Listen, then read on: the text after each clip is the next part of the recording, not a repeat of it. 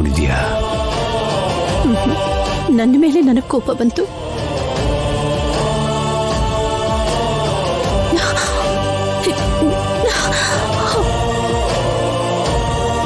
ಅಂದ್ರೆ ನನ್ ಮೇಲ್ ಕೋಪ ಬಂದಿದೆ ಅಂತಾಯ್ತು. ಅಷ್ಟು ಜನರ ಇದ್ರೆ ನಾನು ನೋಡಿದ್ದೆಲ್ಲ ಭ್ರಮೆ, ನಾನು ಹೇಳ್ತಿರೋದೆಲ್ಲ ಸುಳ್ಳು ಅಂತ ಹೇಳಿದ್ರಲ್ವಾ?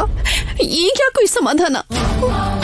ಪ್ರತಿನಿತ್ಯ ಸತ್ಯಕ್ಕೆ ನಿಲುವಾಗಿ ನಿಂತಿರೋ ನನ್ ಜಾನಕಿ. ಎಂತದೂ ಇಲ್ಲ. ಒಳ್ಳೆ ಮನ್ಸಿಗೆ ಇನ್ನೊಂದು ರೂಪನೇ ನನ್ ಜಾನಕಿ. ನೀವು ಹೇಳ್ತಿರೋದೆಲ್ಲ ಸುಳ್ಳು. ಅಲ್ಲವ್ರೆಲ್ಲರೂ ಬಾಯಿಗೆ ಬಂದ ಹಾಗೆ ಮಾತಾಡ್ತಾ ಇದ್ರೆ ನೀವು ಅವರಿಗೆ ಉತ್ತರ ಕೊಡೋದನ್ನ ಬಿಟ್ಟು ನನ್ನ ಬಾಯಿನೇ ಮುಚ್ಚಿಸ್ತಿದ್ರಲ್ವಾ? ನನ್ನನ್ನು ಹೊಡೆಯೋದಕ್ಕೆ ಕೈ ಕೂಡ ಎತ್ತಿದ್ರಿ.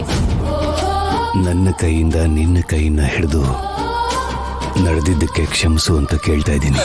ಅಯ್ಯೋ ರಾಮ ರಾಮ, ಏನ್ರಿ ಹೀಗೆಲ್ಲ? ರಾಜಾರಾಮ್ ಕೇಳ್ತಾ ಇದ್ದೀನಿ. ನಾನು ಆದ್ಯನಿಗೋಸ್ಕರ ಸುಳ್ಳು ಹೇಳ್ತಾ ಇದ್ದೀನಿ ಅಂತ ಹೇಳಿದ್ರು. ನಾನು ಚಾರುಗೆ ಅನ್ಯಾಯ ಮಾಡ್ತಿದ್ದೀನಿ ಅಂದ್ರು. ನನ್ನ ಬಗ್ಗೆ ಗೊತ್ತಿದ್ದ ಶಿವರಾಜು ಕೂಡ ಆ ರೀತಿ ಎಲ್ಲ ಮಾತಾಡ್ಬಿಟ್ಟ. ನಾನು ಅಂಥವಳಲ್ಲ ರೀ. ಚಾರು ತನ್ನ ಕೈಯಾರೇನೆ ತನ್ನ ಜೀವನನ ಹಾಳು ಮಾಡ್ಕೊಳ್ತಿದ್ದಾಳಲ್ಲ ಅಂತ ನಿಮಗೂ ಕೂಡ ಗೊತ್ತಿದೆ ಅಲ್ವೇನ್ರಿ? ಅವಳ ಜೀವನಕ್ಕೆ ಒಂದು ದಾರಿ ತೋರಿಸ್ಬೇಕು ಅಂತ ನಾವು ಎಷ್ಟು ಸಲ ಅನ್ಕೊಂಡಿದೀವಿ. ನನ್ನ ಬಗ್ಗೆ ಹಾಗೆಲ್ಲ ಮಾತಾಡೋಕೆ ಅವ್ರಿಗೆ ಮನಸ್ಸಾದ್ರೂ ಹೇಗ್ರಿ ಬಂತು? ಸುಡ್ತಾ ಇರೋ ಮರಕ್ಕೆ ಕಲ್ಲಿನ ಹೊಡೆತ ಅನ್ನೋ ಗಾದೆನ್ ಮರ್ತ್ಯ? ನನಗೆಲ್ಲ ಚೆನ್ನಾಗಿ ಜ್ಞಾಪಕ ಇದೆ.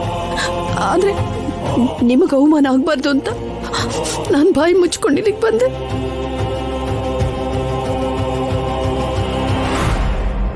ನೀನು ಈ ಮನೆಗೆ ದೀಪ ಆಗಿ ಬೆಳಕು ಹರಿಸಿದ್ರು ಇವರೆಲ್ಲರೂ ಕತ್ಲಲ್ಲೇ ನಡೆಯೋದಕ್ಕೆ ಇಷ್ಟಪಡ್ತಿದ್ದಾರೆ.